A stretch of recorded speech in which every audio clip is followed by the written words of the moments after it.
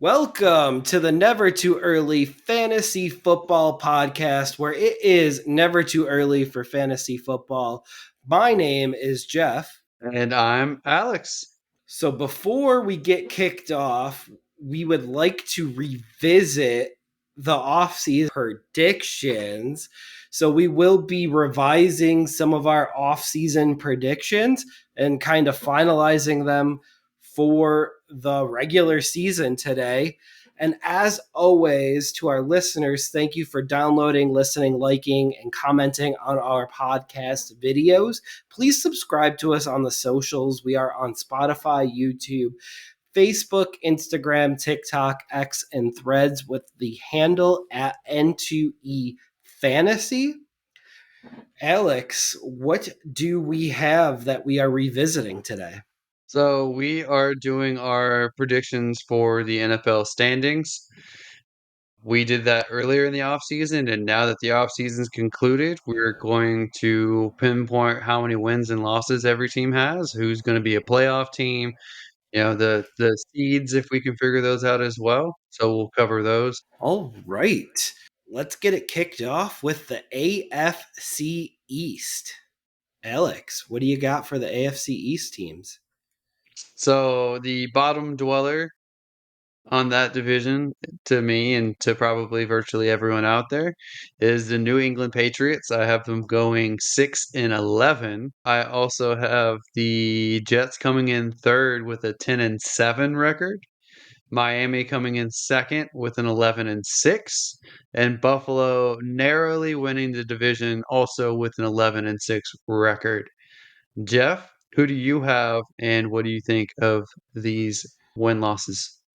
So, coming in fourth place for me is the New England Patriots at 5-12, followed by third place the Miami Dolphins at 9-8. Second place goes to the Jets, who is actually the biggest riser on this for the AFC East, and they are 10-7 and staying the same at 12-5 as the Buffalo Bills winning the division. I think that you are right in line with the standings here. What do you think about my standings, though, Alex? Any surprises? The Dolphins going 9-8 is a little surprising to me. I thought they would have been a little bit higher because you like Mike McDaniel a lot. Tua looks like he might be able to avoid some of those head injuries. They still have an electric offense. Their defense may struggle a little bit with their best corner being out for most of the year, but I still think that they're a competitive team. So it's interesting that I'm higher on them than you are. So I had the Jets picking up 3 more wins, the Patriots taking an extra loss, and Miami taking an extra loss. I think for me, the Patriots went up a little bit. The Jets, I think, are about the same. Miami, I think, is about the same. Buffalo has a couple more losses than my original one, but it's pretty close. And the Jets are a borderline playoff team. In my opinion, they could make it. They could not. But we could talk about the overall standings after we cover the divisions here. So we can look at the AFC North next. So coming in at fourth place, and this record might blow you away, but at a 10-7 record in fourth place is the Baltimore Ravens. Coming in third place is your perennial favorite Cincinnati Bengals also at 10-7. After that, we have the Cleveland Browns in second place at 11-6. Now, the reason they're 11-6 is because their schedule is pretty favorable. They play a good amount of tough games at home, and then their road games are the Rams, the Colts, the even the Texans, which that'll be a Deshaun Watson revenge game. So I just believe that it is set up for them to actually do pretty well this year. But coming in at first is the Pittsburgh Steelers. The Steelers are the highest risers in this division. I had them at 9 wins initially. Now they're up to 12 wins.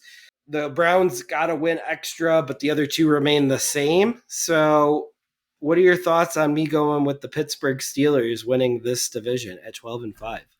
I'm kind of in shock, Jeff, that you have the two best teams at the bottom of this division.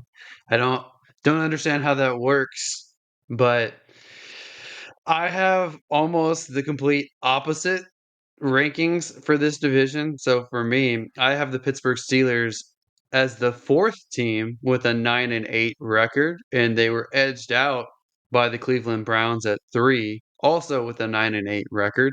I have the Browns having a better division record than the Steelers, so they kind of edge out, and their opponents' wins are more, so they edge them out on those two categories. I have Baltimore coming in at second with an 11-6 record, and I have Cincinnati going 12-5 because it looks like Burrow is going to play week 1. So I think that that's how the division shakes out. I don't know that Cleveland and Pittsburgh are necessarily playoff teams right away. I think they're borderline. They absolutely could make it if things shake their way a little bit, but that's where I see them with everything being healthy, everyone being healthy across the league right now and how things are currently. So I am on the opposite spectrum. I think Cleveland's building up a better squad. I think Pittsburgh's building up a better squad. To me, this is probably the toughest division in all of football, and I think they're going to beat each other up so that not all of them actually end up making the playoffs. I completely agree with that, and it'll be interesting to see how many playoff teams come out of this division. But we need to pay extra special attention to the divisional matchups in this division, and because that could go a long way into deciding who wins this division and ultimately who misses the playoffs. Yeah. And we could talk about the differences from the last ranking. So for me, I had Cincy bumped them down 1 win, so they went from 13 to 12. Baltimore went from 13 to 11 on this one. Cleveland has jumped up 3 victories. Pittsburgh's gone down 2 victories. That's not a knock at Pittsburgh. It's just their division's tougher. So I think that they kind of offset each other a little bit there. Jeff, what were the differences for you in this division? So I had Pittsburgh going up a couple of wins, and I had the Browns also going up a win. So actually, I had Pittsburgh going up 3 wins. So I like the tape that they put down in the preseason. I know it's just the preseason, but I saw enough to see a second year leap of Kenny Pickett, and if he actually can master some of this offense to match what the defense can do, I do believe that Pittsburgh could easily win this division, and I do believe that Tomlin's over 500 streak is intact going forward too. Why do you hate Joe Burrow and the Cincinnati Bengals?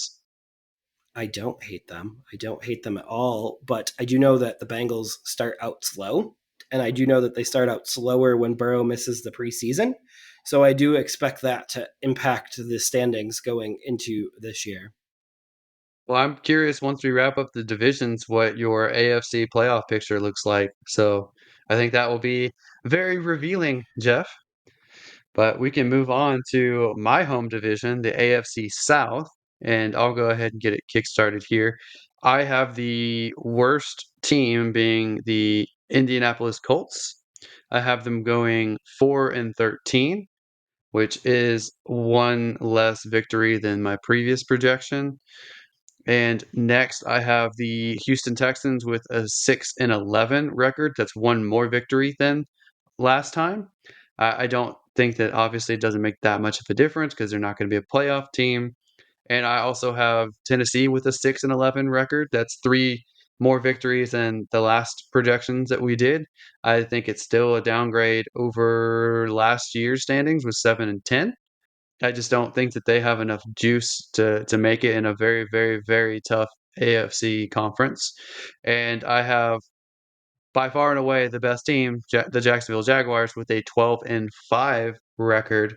I think that that is one victory less than my last projection, but it almost still feels too high, even for a high flying offense that they have going into the 2023 year. But Jeff, how do these stack up to your rankings? Who do you have, and what are the differences here? Whew. All right. So this is going to be a bit of a shocker. I have the Indianapolis Colts in fourth place. They go from 7 wins in my initial projections and they lose 4 wins and they will end up 3-14.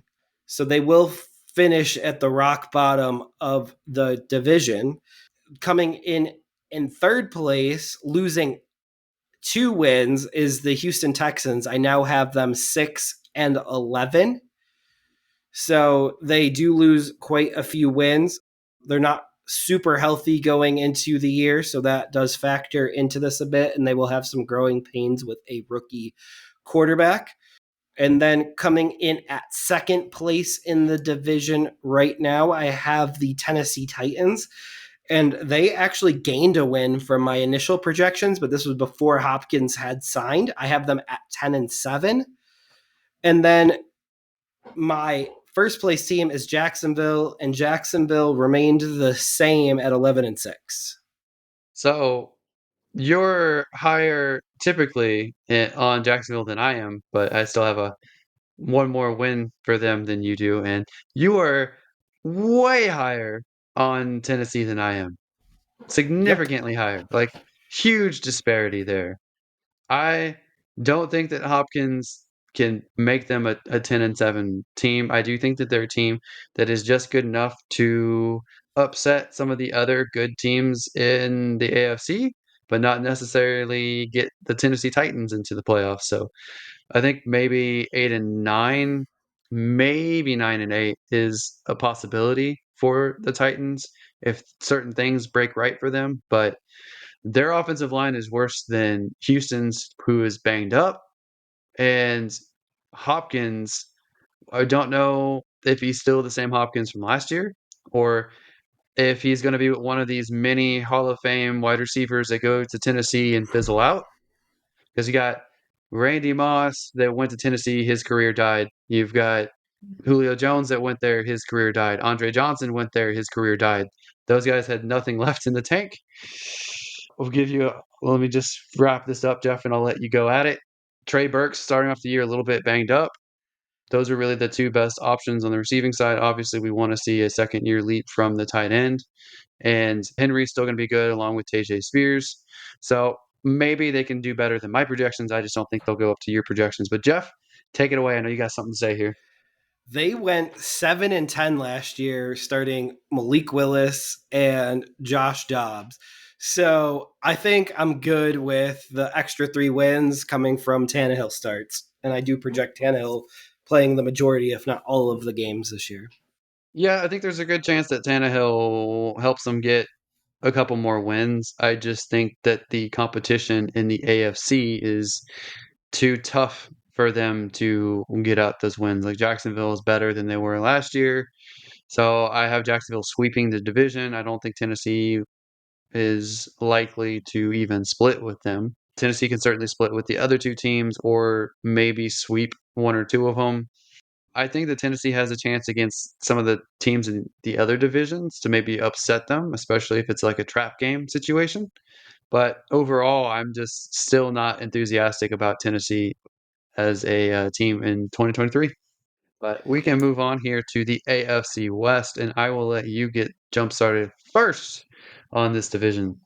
All right, coming in last place in the AFC West will be the Las Vegas Raiders.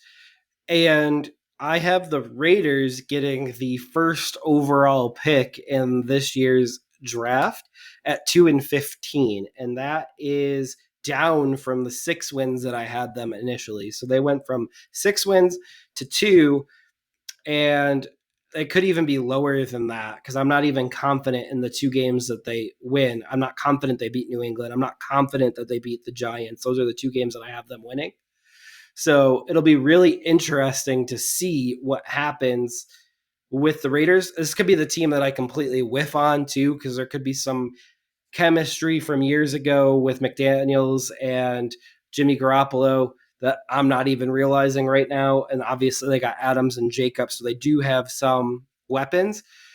But coming in at third place at 10-7 is the Los Angeles Chargers, and they actually lose a win.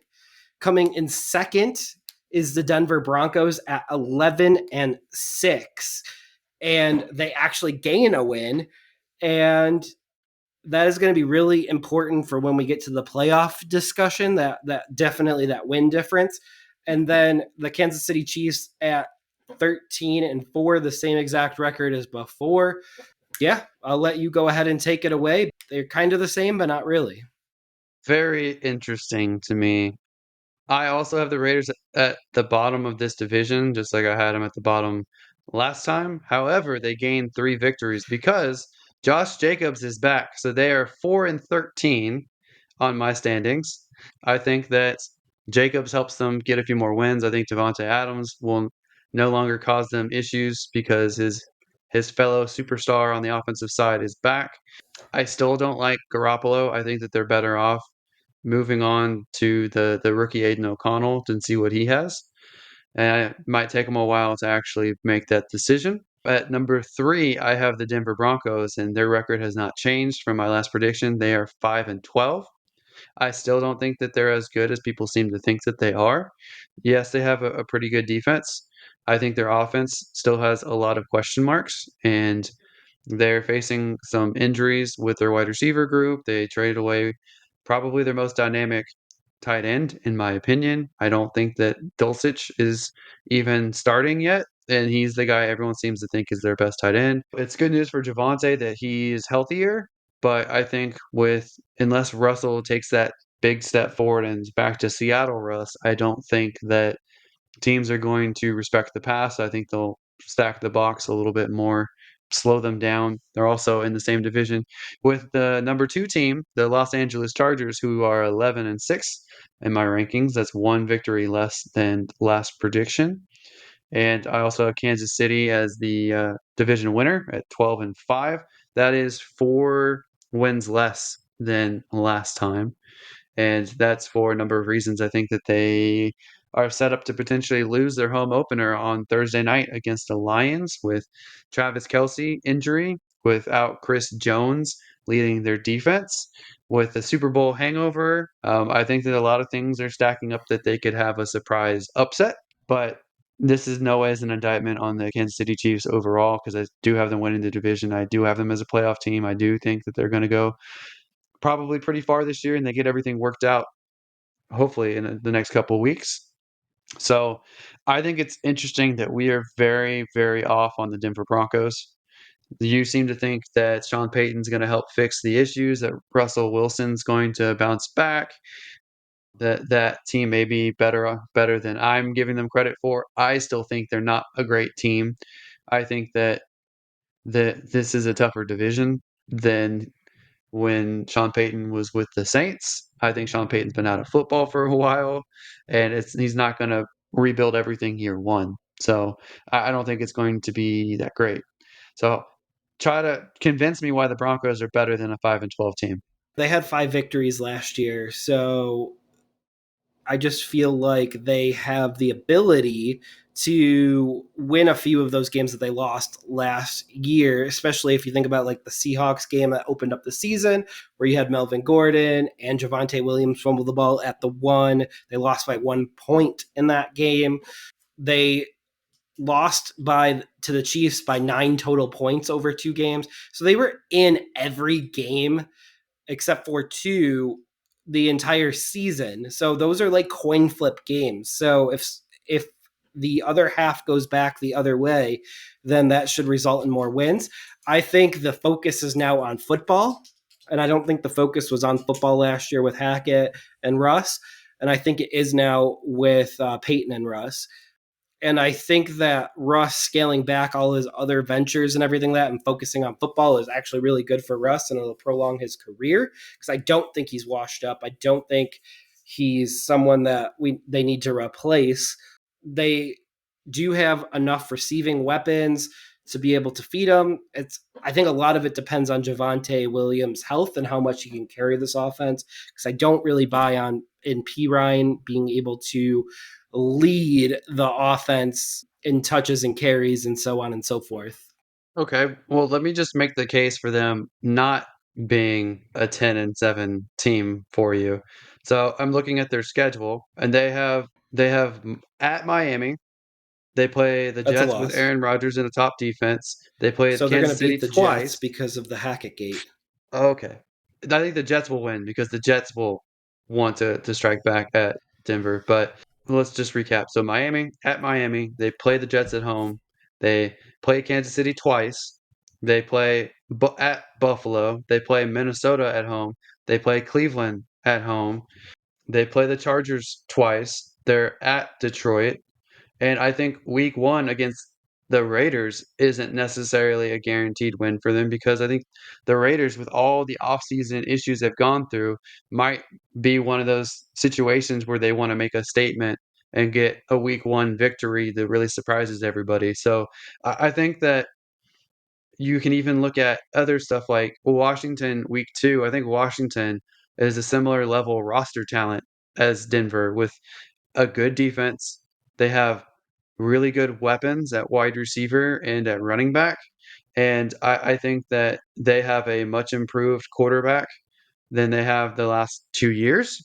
So I think that those are games that they could potentially lose as well, and they play at Chicago. If Justin Fields and the Chicago offense really have made strides, that's not an easy matchup for the Broncos either. So there is a lot of potential downside to this schedule for the Broncos, and I just don't see a path that they get 10 victories. I don't even see a path to get 8 victories. So Wow. I'm just not high on them. So I'll just break it down for you real quick. I have them losing at Miami, so they're win-win the first 2 weeks at Mile High. I think Russ is a much better quarterback right now than Howell is. And I think Denver's defense, which kept them in all of the games last year except for two, is much better than Washington's defense currently. I have them losing at Chicago. I have them beating the Jets at home. I have them losing to Kansas City. I have them beating Green Bay in Mile High. I have them beating Kansas City in Mile High. They've done it before. They could do it again very easily. They lost by a total of 9 points over 2 games. So that's 4.5 points over each game. So they were close last year. Even they sucked and they were close last year. So it's possible. It's a coin flip. It's a home division game. Anything could happen there. I have them beating Minnesota at home. I have them, and it's a primetime game. It's Kirk Cousins in primetime. It's a Sunday night game. Cousins So Kirk Cousins wins more primetime games than he loses. Just FYI, that's statistically relevant. It's a perception from fans that he doesn't win primetime games. my guillotine league last year would beg to differ that he was good in the primetime games. So, Kirk Cousins, it's not whether it's primetime game or noon, it's whether the offensive line can keep him upright. If Kirk Cousins has a rib injury and he's getting hit, he's not going to be good. It's hard for any quarterback to be good in that situation, but it's not a primetime thing. He's statistically won more primetime games than he's lost. That's fair. That's fair. But I do believe that in Mile High, in primetime, his cumulative record though for primetime games is 12-20. Just so we're on the record that he does have a losing record in prime times. So we'll move forward with that here. And I have the next loss at Buffalo. I have the next loss at the Chargers. I have the last loss at Detroit. And I have them winning all the rest of the games, beating the Chargers at home, sweeping the Raiders, beating New England, beating Houston in Houston, and then beating Cleveland. all Yeah. very possible wins. And I did hear you say that Howell has better quarterback play than the last 2 years. And I did hear your little Carson Wentz dig in there. Did not slide by Uh, me. I can't go a week without a little bit of a dig at Carson Wentz, but all right. Well, do you want to look at the AFC standings, or you want to hold off until we do the NFC? Totally up to you. I'll let you lead this one. Let's look at the AFC standings before we move on to the NFC. So, for me, I have Kansas City at the 1 seed. I have Cincy at the 2 seed, Jacksonville at the 3 seed. Buffalo's at the 4 seed, Baltimore 5th seed, Chargers 6th seed, and Miami as the 7th seed with the Jets just missing out by a win. The Jets got one more win, they would have edged out Miami. Cleveland and Pittsburgh 9 and 8, they're 2 wins out, but they're close. So, what do you got? All right. So I have Kansas City getting the 1 seed, which shouldn't be too big of a surprise for anybody out there. I can't see anyone having a scorecard where Kansas City is not the number 1 seed. I mean, I could see Jacksonville, I guess, with the division that they're in. I have Buffalo at the 2 seed at 12-5. I have Pittsburgh at the 3 seed, also at 12-5. And then I have Jacksonville at the 4 seed, winning their division at 11-6. Wild card one. This is where it gets really interesting. Wild card one goes to the Cleveland Browns. Wild card two goes to the Denver Broncos. And wild card three goes to Cincinnati. So that leaves a Cincinnati Buffalo matchup. That leaves a Jacksonville Cleveland matchup. And that leaves a Pittsburgh and Denver matchup. So, for me, I guess that would be Cincy versus Miami, Jacksonville versus Chargers, and Baltimore versus Buffalo. I like that. So, Jacksonville versus the Chargers. I like all of those matchups, honestly.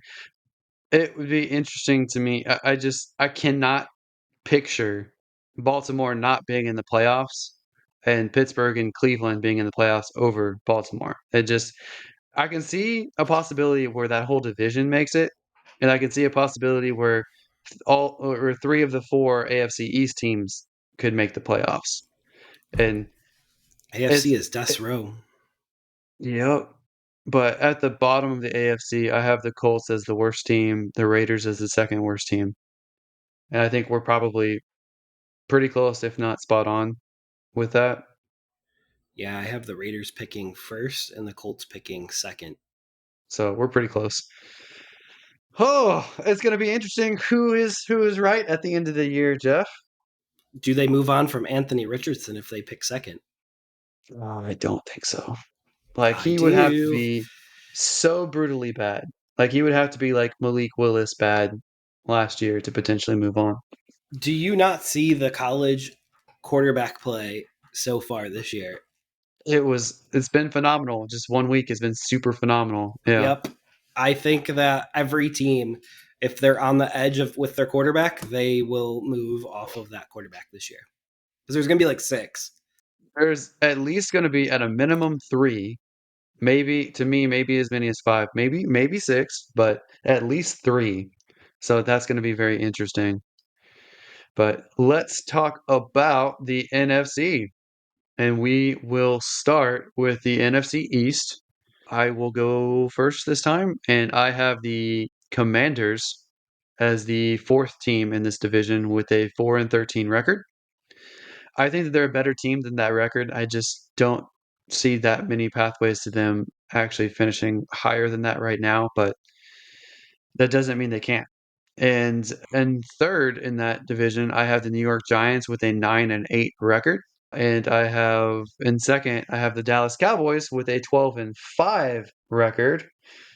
So Cowboys are one spot above or one victory above what I had last time. The Giants, one victory above what I had last time. I have Philadelphia as the division winners with a 13-4 record. That's three less wins than last time, but they are still the best team in this division and probably the highest finishing team in the NFC. The Commanders actually went up 2 wins. So That is a little bit of an improvement from them.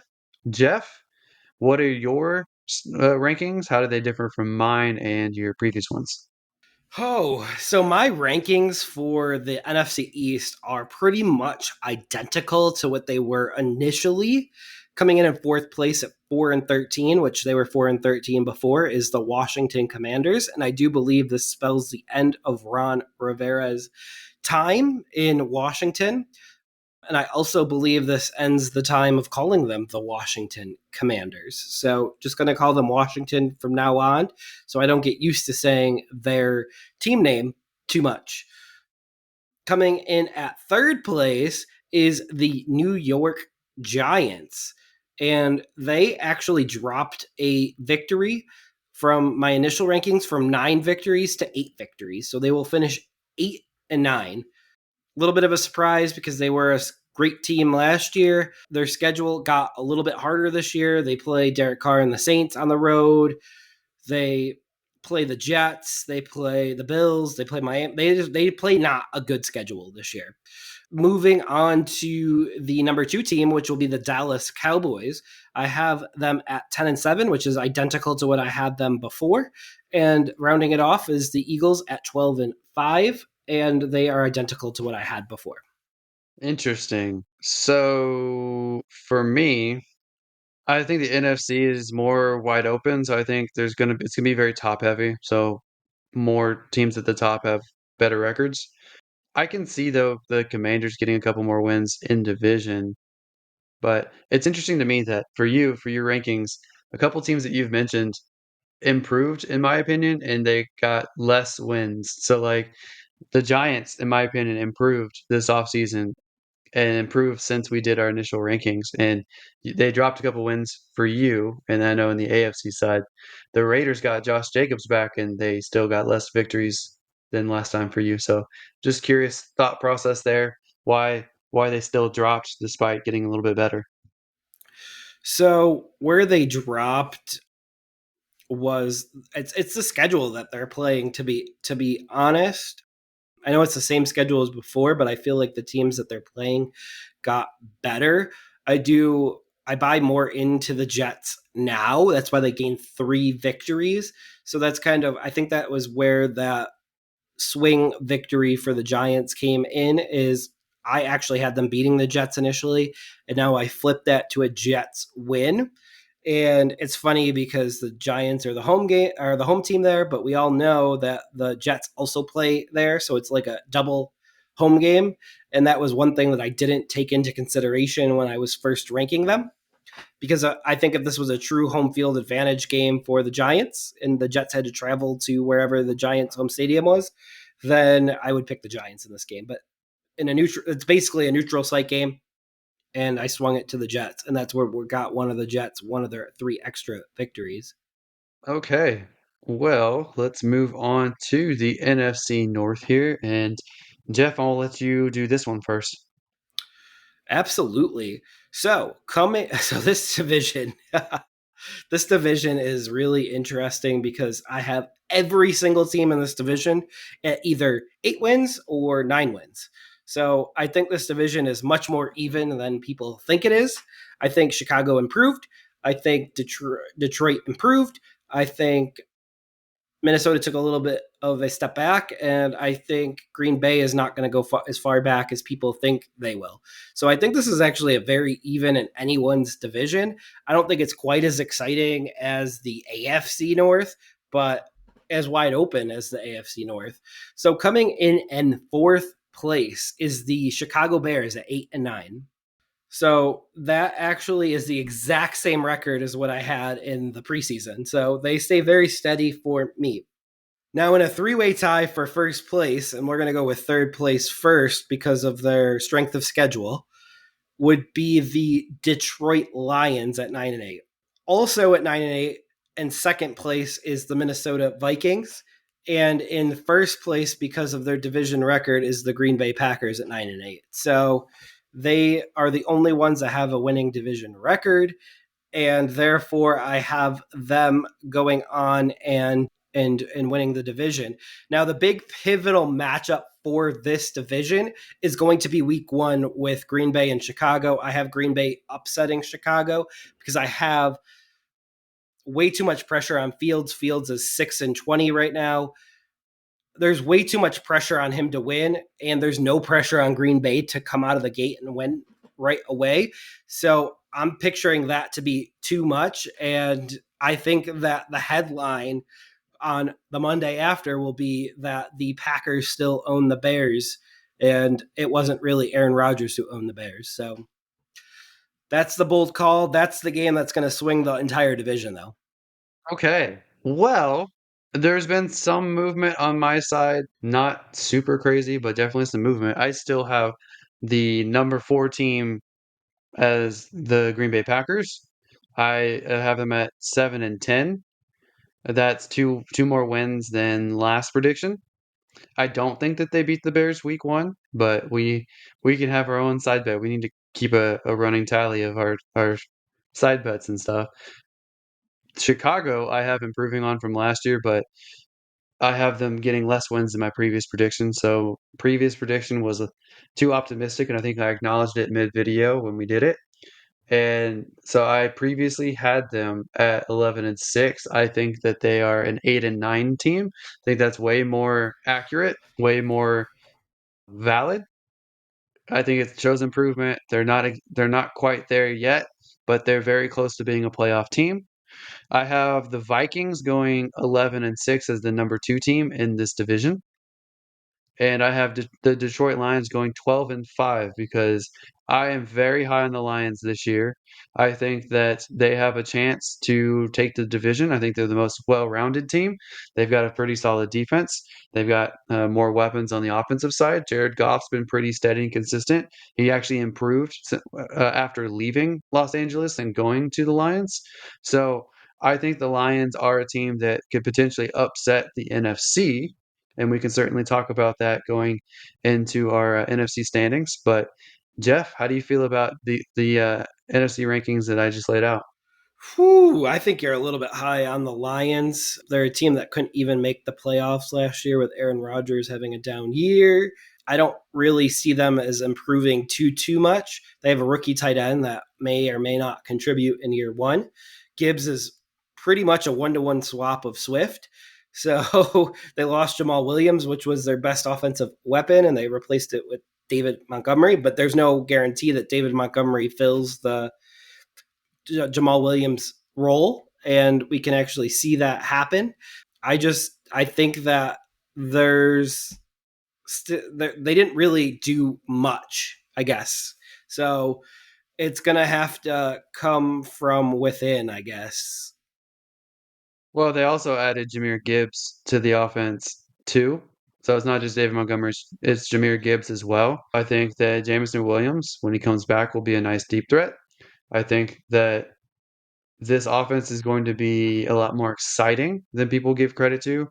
I think that David Montgomery is a better running back than Jamal Williams, but I think Jamal Williams, people just look at the touchdowns that he got last year and equate that to him being good. I don't think that that's the case. I think the offensive line was good, and I think this team is going to be better than people think. The defense continues to get better. They got rid of a bust at corner, and they brought in a top tier linebacker as well to help solidify that defense. They've made some minor adjustments across their defense as well, and I think they're going to be good. Yeah, they'll be good, but I think that Swift and Gibbs are 1-to-1 swap of each other, and I don't there's think no so. You're too high on guarantee. Swift. I think you're too high on Gibbs. I don't know. I think Gibbs is a rookie, but I think Gibbs' talent is superior to Swift's talent. When they both came out, I don't know if you would have said that. We'll Swift see, also can't stay healthy, and now he's in a platoon with Philly, so we'll never know. We'll right? never know. Well, we'll see who But finishes higher this year, Swift or Gibbs. it's going to be Gibbs. Hmm. More side bets. All right. All right, let's shift over to the NFC South. I should have had you lead this one, but I'll go ahead and go first and let you finish this one out. So I have Tampa at the bottom with a 3-14 record. That is one more victory than my last projection. So improved. I think that they might be able to steal a couple more wins, especially inter-division, but I still don't see them as a great team this year. I have Carolina at the 3 spot in this division with a 6-11 record. That is one more victory for them than my last projection as well. One of them probably coming against my own Houston Texans. I have the Atlanta Falcons dropped to the number 2 spot in this division, so I have them going 9-8. I believe that I had them going 10-7 last time, and I have the Saints going 10-7 and winning this division. Jeff, how do you feel about these rankings? What are your rankings? How did yours compare? And how do they compare to your previous projection? So let's hop into the NFC South from an NFC South expert here. So fourth place, I actually have them losing a victory, but I also have them 3-14. The Tampa Bay Buccaneers. So we're in agreement completely there. But they're not going to get the number one overall pick because that's going to go to the Raiders.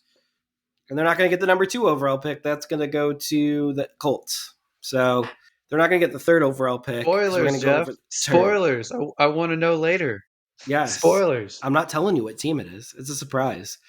But so we're going to move forward here with the third place team being the Atlanta Falcons at 7-10. And that is actually one less win than last time. So there is that. And coming in at second place at 9-8 is the Carolina Panthers, which I knew surprised you. And that is the same record that I had before. But the difference is now the Saints are going to get two additional wins from before, and they're going to finish at 10-7 and win the division. I think So everyone's we're going to beat up on Tampa. so we're spot on with the bottom team. We're spot on with the top team, but the ones in the middle is where we're off. So Yep. I think Atlanta is a better team than Carolina. You think the reverse because you're a diehard homer. I think I Carolina has a lot of potential. Yep. Same thing with Atlanta. I just think the Falcons' offensive line is better, and I'm a big believer in the trenches help you win games. I think that Atlanta's defense is about on par with the Panthers' defense, so I give the edge to Atlanta. The only thing is potential quarterback play. Carolina probably edges out on quarterback play, but weapons, Atlanta edges out on weapons. So to me, that makes Atlanta the Got to second have someone best to get team. them there. I would be very happy for you if the Panthers finished with a 9-8 record. I don't think that that's going to happen, but I will cheer you on if that happens. So last year, and I know we're a year removed from that, but Atlanta and Carolina had a very exciting overtime game last year. So to say that one is significantly better than the other just doesn't feel like a right assessment right now. What were their records last year? Do you remember? Oh, I think Atlanta went with what did they have 4 wins last year? 5? I had this pulled up earlier. I don't know Me why I don't too. have it Me now. too. But I already got it. Let's go to the NFC here. And the They were both Falcons had, 7-10. yep, they're both 7-10. So they were both 7-10. One To for sure got a me, better quarterback. Atlanta One got a improved question mark. Atlanta improved more than Carolina. How? So Carolina lost their best receiving option, as well as And they brought in they 3 more. had Christian McCaffrey for half of the year last year. They no longer have Christian McCaffrey.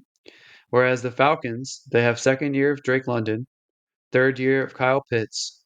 They have Bijan Robinson. They have Tyler Algier.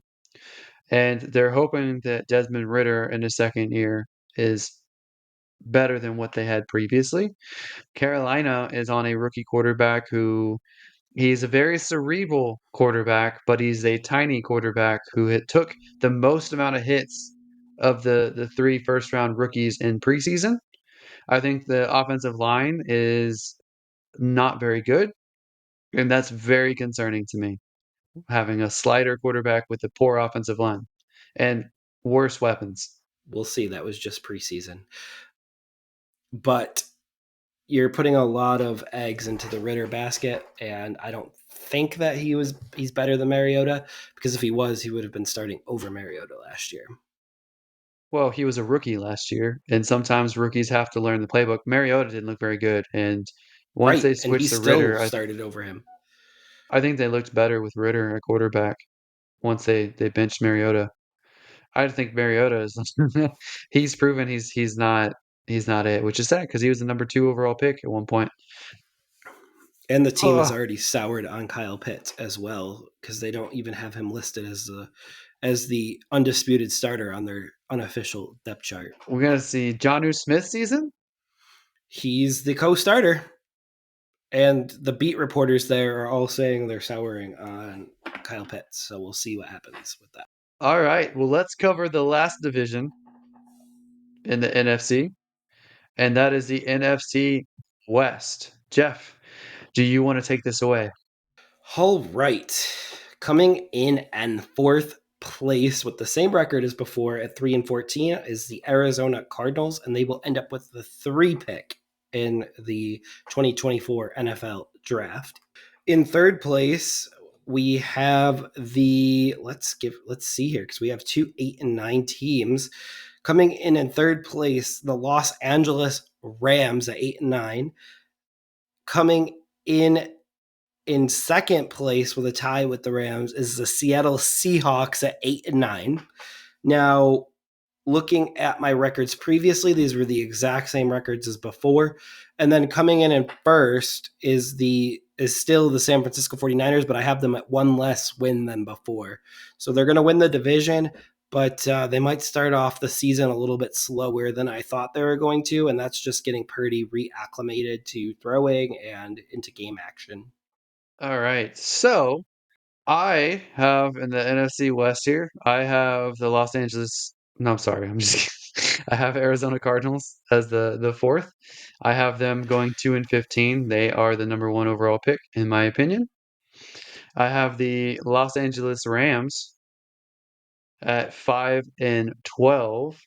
They actually picked up an additional victory over my last one, whereas Arizona, I think, actually got the same record that I gave them initially. At the number 3 spot, I also have the Seattle Seahawks, but I have them going 10-7. I'm much higher on them. I like Geno Smith. You hate Geno Smith with a passion for some reason. I have San Francisco winning the division. I have them going 12-5. I don't know how I feel about that because I'm starting to suspect that there may be some issues with that team that may not get enough notice, and maybe they'll struggle a little bit more this year than people think, despite having the talent that they have. But I do think that they start off slow. I think I have them losing the first 2 weeks. So that will be interesting how that plays out, and a lot of it's going to be how good is Brock Purdy this year? Is he is he as good as how he finished last year before he got hurt? Is he going to be healthy this year? Could Sam Darnold take over as a starter? How good will Sam Darnold be if that's the case?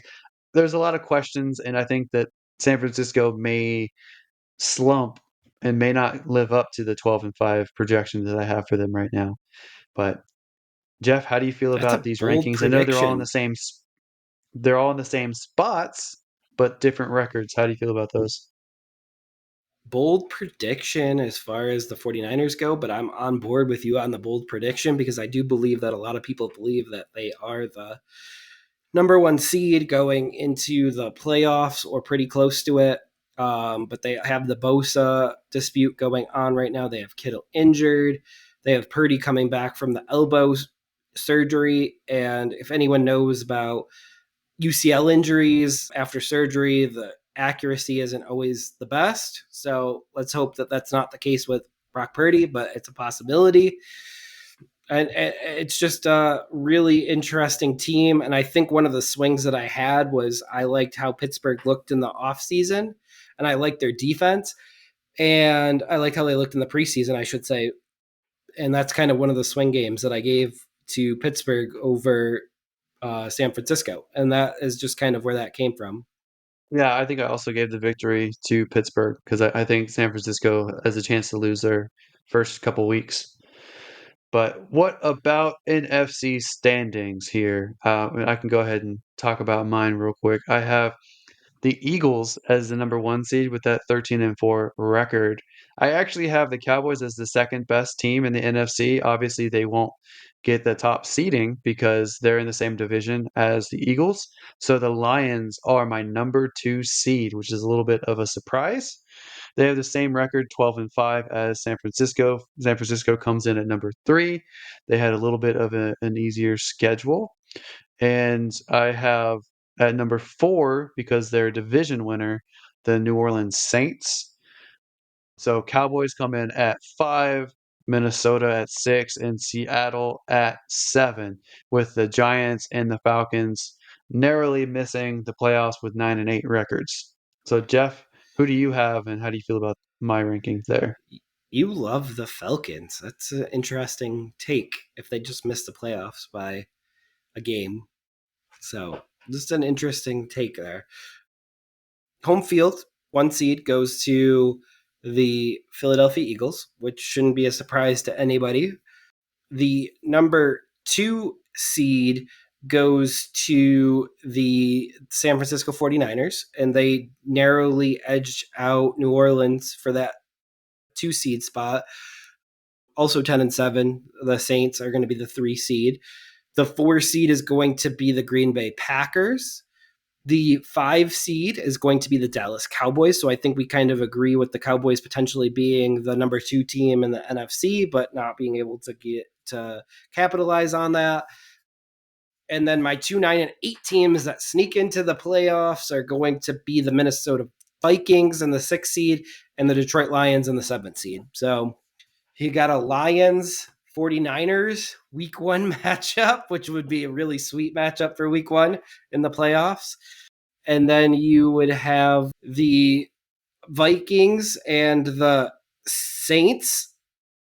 And then you would have the Packers and the Cowboys, which is an all-time rival. So So it looks like on my matchups, it would be I would have Detroit as the number 2 seed against the Seahawks, San Francisco against Minnesota, and I would have the Cowboys against the Saints.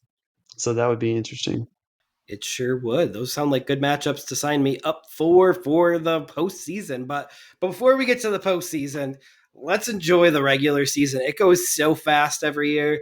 Just sit down, enjoy the games, watch them, set your fantasy lineups, do whatever normal traditions that you have that morning. I know I don't like to look at my fantasy lineups until a half hour before the game time, so I don't have too much time to think about them. That I have to make them decisions on the spot. So that's kind of one of my traditions. Just enjoy this football season, everybody, because it will go fast. And before you know it, we'll be talking about the off season. Yep, and we'll be talking about why Jeff ever thought the Packers were going to make the playoffs this year. Whew. They're going to, but you have the Cowboys being the number 2 team in the NFC, and I know you're an anti-Dacker. So they can't really move on from a guy when they're the number 2 team in their conference.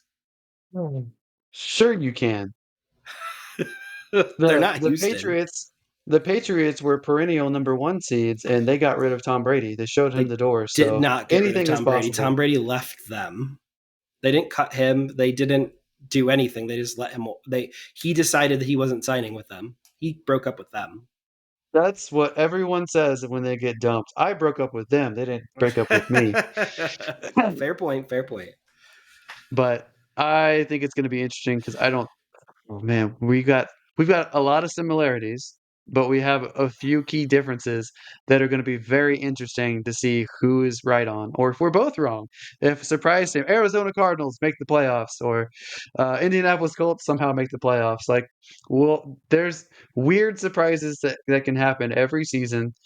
But my Seahawks, your Packers are going to be interesting, and which division in the AFC? Is the AFC North or AFC East? Which one's going to have a more showing in the playoffs, or AFC West? Maybe some of those teams will dominate the playoff scene. So It's very exciting to talk about, and we're glad that we can share it with you guys, and we can't wait to see how it plays out. So, like Jeff said, let's enjoy the regular season. Absolutely. Okay, well, that does it for another episode of the Never Too Early Fantasy Football Podcast. Please make sure that you actually like and subscribe. Make sure that you share the show, comment, interact with us. But most of all, thank you for listening. Thanks, Mom. Thanks, Adam. Thanks, all you guys who listen to these podcasts for inside information. Thank you guys very much. We appreciate it. Every little bit helps. As always, you can find us with our handle at N2EFantasy on Spotify, YouTube, TikTok, Facebook, Instagram, X, and Threads. Please give us a follow. Until next time, take care of yourselves and remember, it's truly never too early for fantasy football. Thank you again. Bye, everybody.